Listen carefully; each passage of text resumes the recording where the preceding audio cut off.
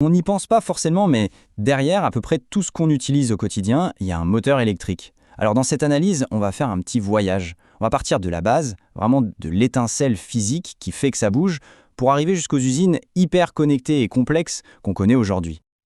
Alors concrètement, comment ça marche? Eh bien, voici le programme. On va décortiquer ensemble le fonctionnement des moteurs industriels, en partant du principe de base jusqu'aux systèmes automatisés qui finalement font tourner notre monde. Bon, on attaque avec la base de la base. Avant même de parler d'un moteur en particulier, il faut qu'on comprenne le phénomène physique, le truc fondamental qui permet de transformer de l'électricité en mouvement. C'est vraiment la clé de tout ce qui va suivre. Voilà le concept clé, la fameuse force électromotrice. Pour faire simple, imaginez une bobine de fil de cuivre. Si on fait varier un aimant, donc un champ magnétique à l'intérieur, eh bien comme par magie, ça crée une tension, une force électrique. Et c'est de là que tout part, vraiment. Et alors, comment on passe de ça au mouvement? En gros, le champ magnétique extérieur va interagir avec le champ magnétique que la boucle a elle-même créé. Et c'est ce petit jeu de force, cette espèce de lutte permanente, qui va transformer l'énergie électrique en une vraie force de rotation. C'est ça qui fait tourner la machine. Ok, maintenant qu'on a la théorie, on va voir comment tout ça prend vie dans le moteur le plus courant, le plus utilisé dans l'industrie. Je veux bien sûr parler du moteur asynchrone. On le surnomme souvent le cheval de bataille de l'industrie, et pour une bonne raison. Il est simple, il est costaud, il est fiable. Mais attention, il y a un truc super important à savoir sur lui. Sa vitesse de rotation dépend directement de la fréquence du courant qu'on lui envoie.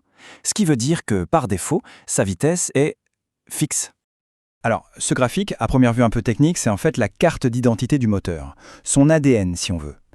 C'est la courbe couple-vitesse. Elle nous dit absolument tout sur la façon dont il se comporte. Quelle force il a au démarrage, comment il se débrouille quand il force, et à quel moment il risque de caler. Et quand on regarde de plus près, cette courbe nous montre des points clés. D'abord, sa force brute au démarrage. Ensuite, son pic de puissance, le moment où il donne absolument tout ce qu'il a. Et enfin, sa vitesse de croisière, là où il est le plus à l'aise, le plus efficace pour travailler. Bon, on a cette puissance brute, c'est super. Mais comment on la contrôle? Comment on la dompte? Parce qu'on s'en doute, démarrer et piloter un monstre de puissance comme ça, ce n'est pas si simple. Le gros problème, c'est le démarrage. Lancer un de ces moteurs, c'est un peu comme ouvrir une bouche d'incendie en grand d'un seul coup. L'appel de courant est tellement énorme que ça peut faire vaciller tout le réseau électrique autour. Heureusement, pour éviter ce choc, les ingénieurs ont trouvé des parades. On est passé de la méthode un peu bourrine du simple interrupteur on-off à des démarrages beaucoup plus fins, beaucoup plus progressifs. Des techniques qui permettent de monter en puissance en douceur pour ne pas tout faire sauter. Mais la vraie révolution, le game changer si on peut dire, c'est le convertisseur de fréquence. Avec cet appareil, on a le contrôle absolu. On peut non seulement démarrer tout en douceur, mais surtout, on peut faire varier la vitesse du moteur comme on veut, à la demande, avec une précision incroyable. Allez, maintenant, on dézoome un peu.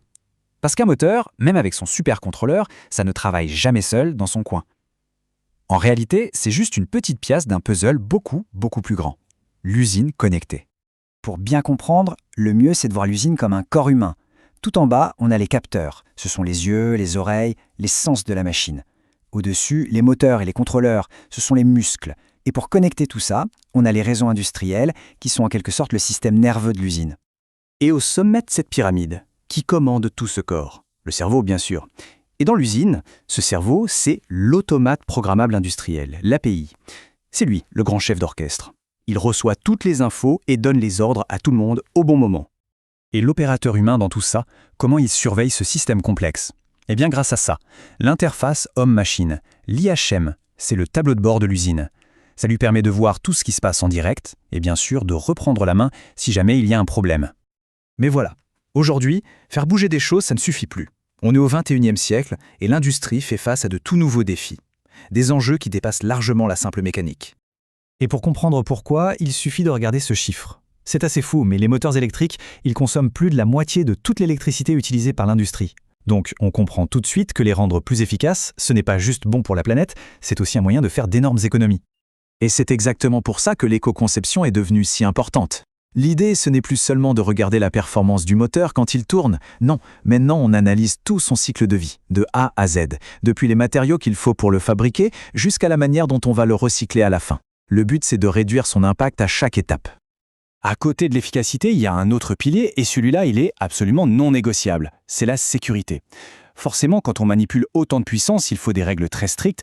C'est pour ça qu'il existe toute une hiérarchie de normes pour protéger le matériel, mais avant tout, et c'est le plus important, pour protéger les gens.